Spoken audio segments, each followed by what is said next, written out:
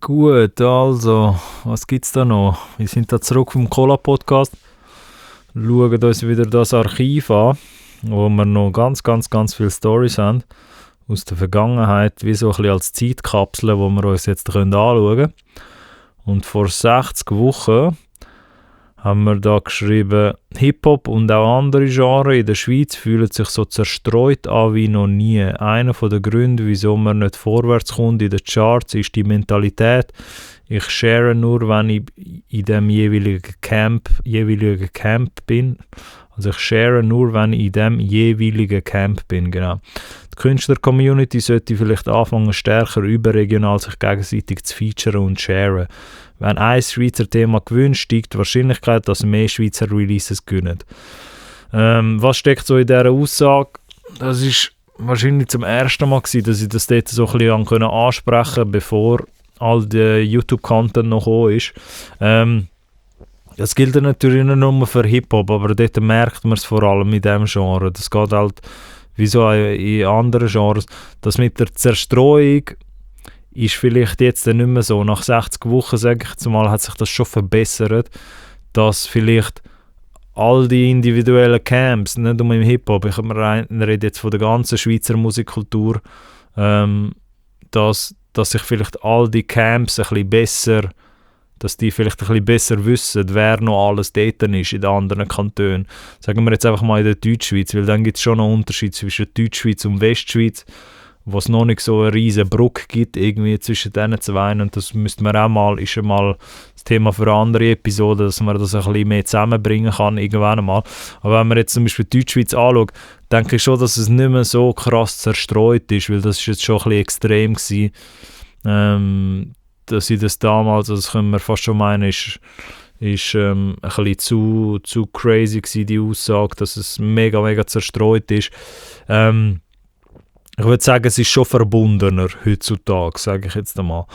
Das mit ein Grund, wieso man nicht vorwärts kommt in den Charts, also allgemein jetzt einfach, nicht nur in den Charts, dass die Mentalität, ich share nur, wenn ich in dem jeweiligen Camp bin, das wiederum, es ist ein bisschen schwierig zu deuten, wie fest besser das geworden ist. Ich habe jetzt Stand heute, oder zu dem Zeitpunkt, wo ihr das Video jetzt auch gesehen, die Episode, ich kann nicht sagen, es hat sich vielleicht verbessert, aber auch nur kantonal. Also es kann sein, was ich jetzt vielleicht öfters gesehen als damals, vor 60 Wochen, wo die Story entstanden ist, kann ich sehen, dass man außerhalb vom Camp teilweise sharen, ein Release, aber oftmals bleibt man dann immer noch im Kanton. Also sprich, ein Berner Künstler oder Künstlerin, wo im Camp XYZ ist, also irgendwie irgendein Label-Team oder halt irgendein eigenes Camp, das man hat, die sharen dann wiederum vielleicht einen anderen Release aus Bern, aus einem anderen Camp, wo aber auch so ein bisschen teilweise Friends and Family ist, also so ein bisschen näherer Umkreis. Also das komplett random Leute, die noch nie miteinander geredet haben, das passiert sicher auch und sollte hoffentlich auch passieren, dass die sich auch teilen, aber es passiert seltener, würde ich meinen. Und wenn es jetzt passieren würde, dass man jemanden außerhalb vom Camp teilt, dann ist das halt oftmals im Radius gleichen Kanton. Oder es sind so gewisse Brücken, die ich sehe, die jetzt vielleicht teilweise passieren, dass jetzt Bern und Basel sich teilweise ein bisschen zusammentun, was ich schön finde. Also das sehe ich jetzt einfach so aus der Distanz. Zürich-Bern könnte man für meinen Geschmack noch ein bisschen mehr Brücken aufbauen. Es sind jetzt ein bisschen sehr wenig Brücken im Moment. Dafür gibt es aber Zürich-Luzern recht viele Brücken. Also dort tun sich halt auch wiederum individuell in gewissen Kantonen tun sich schon gewisse Brücken auf, aber jetzt auch noch nicht so krass, dass man halt einen prominenten Release hat an irgendeinem Freitag und dass dann 3-4 Kantone den gleichen Release postet. Das habe ich relativ selten gesehen, bis gar nie, würde ich meinen. Was ich schon gesehen, also ich rede jetzt von der Künstler-Community, weil um das geht es auch ein bisschen da. Dass ich share nur, wenn ich in dem jeweiligen Camp bin, das gilt das halt jetzt aus Künstlerperspektive, Künstler oder Künstlerin, die sich das jetzt anschaut. Und ich hätte jetzt gemeint, bei den Jungen jetzt da auch wieder, die jungen Generationen verstehen vielleicht zumindest ein bisschen, dass es nicht mehr nur das Gegenseitige soll sein. Es gibt schon die Competition, aber man ist jetzt vielleicht hoffentlich ein bisschen freier, dass man halt auch Leute, die halt nicht dein Inner Circle sind sozusagen, also dein inneren Kreis, dass man die halt auch teilen kann, wenn man die cool findet. Und ich finde auch, das soll man mehr machen. Darum habe ich auch da geschrieben, oder haben wir das in einer Aussage verpackt, dass man anfangen soll, stärker überregional sich gegenseitig zu featuren und auch zu sharen. Das mit dem Feature haben wir auch schon mal in einer anderen Episode auseinandergenommen, aber dass alles ein bisschen überregionaler soll sein. So. Trauen euch dort, ich will jetzt nicht so einen Motivational Talk da haben, so in dem Sinn, aber also extra das so darstellen. Aber ich würde schon sagen, dass mit dem Miteinander, also jetzt auch in verschiedenen Regionen, auch überregional, bringt mehr langfristig, als wenn wir alle gegeneinander in diesen jeweiligen Kantonen auch noch ist. Was jetzt teilweise passiert, ist nicht einmal, jetzt gibt es halt eben den Berner Kuchen, jetzt gibt es einen Zürich Kuchen, einen Luzerner Kuchen. Das sind dann aber auch alles kleinere Kuchen sozusagen.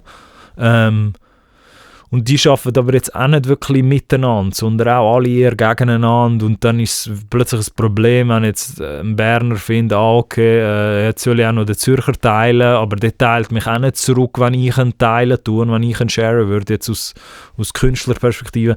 Und das muss man einfach noch mehr aufbrechen. Wenn überhaupt der Upload jetzt gemacht wird, soll er einfach noch mehr aufzeigen, dass es noch viel überregionaler soll gehen. So.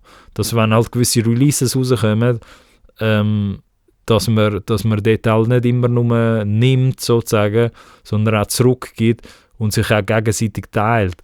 Und jetzt aber Achtung auch dort, man sollte auch nicht nur einfach alles ziellos teilen, nur zum Style haben, beziehungsweise nein, nicht so, aber wir sollen, das habe ich auch noch in lauter anderen Stories wahrscheinlich verpackt, wir sollten es auch nicht teilen, um ein Favor zurückbekommen, also weil das ist nachher auch wieder so eine Share-for-Share-Mentalität, wow, in die falsche Richtung geht, vermeintlich, so, ich behaupte, dass es in die falsche Richtung geht, so, das ist jetzt einfach man kann jetzt auch eine andere Meinung dahinter haben, aber ich würde jetzt sagen, ich würde es auch nicht so darstellen, dass man jetzt aus Bern jemand aus Zürich posten, sharen, irgendeinen Künstler, nur weil man sich dann erhofft, dass der Künstler einen dann auch immer postet und dann fragt man sich, wenn man dann selber einen Release hat, wieso postet einen der Künstler nicht?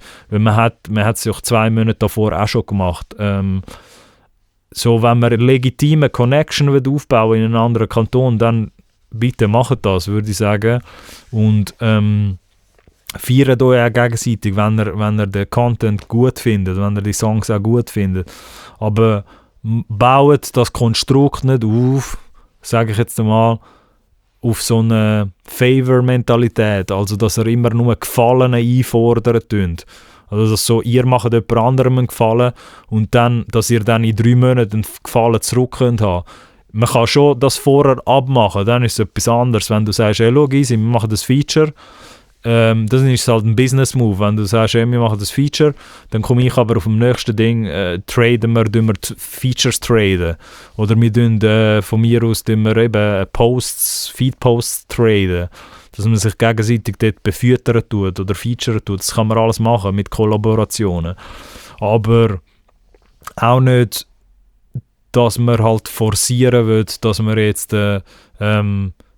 ein Gefallen plötzlich jemandem, dass einer einen Gefallen bei dir kann einfordern oder umgekehrt. Wegen dem soll es auch nicht sein. Also es ist so ein feiner Grad, ihr merkt, es soll ein bisschen mehr rausgehen aus dem, man shared nur aus dem Camp.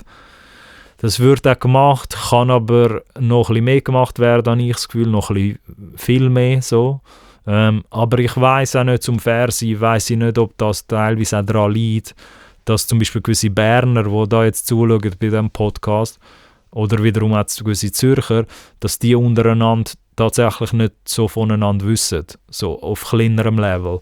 Also so ein bisschen auf Level irgendwo zwischen 500 und 5000 monthly Listeners, monatliche Hörer, weiss ich halt teilweise nicht, ob alle so einen guten Überblick haben, wie jetzt so jemand wie ich zum Beispiel in meiner Rolle, wo halt das so aus der Vogelperspektive anschaut und wie so ein bisschen alle Kantone im Blick haben oder alle Releases, die da rauskommen. Ich weiss jetzt nicht, ob es an dem liegt, dass man halt sich weniger überregional featuret, weil man halt wieso nicht einheitlich weiss, was alles rauskommt. Aber ich sehe zumindest jetzt mehr, dass innerhalb von der Kantone, das kann ich schon als positive Entwicklung, kann ich das wieso schon ein bisschen euch da aufzeigen, sage ich jetzt mal nach meinen Beobachtungen und Analysen, dass sich innerhalb von einem Kanton schon jetzt immer mehr Leute auch außerhalb von ihren Camps auch immer ab und zu featuren. Also musikalisch Feature ist dann wieder eine andere Geschichte so. Da gibt es vielleicht immer noch gewisse Barrieren, aber ich würde sagen, Feature im Sinne von Social Media oder Kollaboration anfangen oder connected. Und vielleicht so der nächste Schritt, sage ich jetzt mal, ist, dass man dort überregional noch ein bisschen mehr an dem auch arbeiten tut. Und halt wirklich, dort muss man das vielleicht auch ein bisschen mehr erzwingen, sage ich mal, oder einfach mehr in die Richtung pushen, dass man sich halt auch anschaut. Wenn man jetzt Berner ist und man schaut da jetzt dazu, bei diesem Podcast als Beispiel, weil ich da natürlich auch teilweise Berner Zuschauer und Zuschauerinnen habe als Beispiel, dass die dann auch die Aufgabe sicher mal machen, die Denkaufgabe und gehen schauen, okay, was gibt es überhaupt alles in Zürich für Künstler und Künstlerinnen. Und vielleicht Zürcher, die da jetzt zuschauen, neue Leute aus der neuen Generation, dass die auch mal über den Tellerrand schauen und nicht nur sich Zürich anschauen, wie das halt teilweise auch oft passiert. Weil es wäre schon fair, wenn wir jetzt Berner würden sagen, ja, aber Alex, Zürcher schauen auch nur für sich oftmals. So. Und Luzerner vielleicht auch und umgekehrt.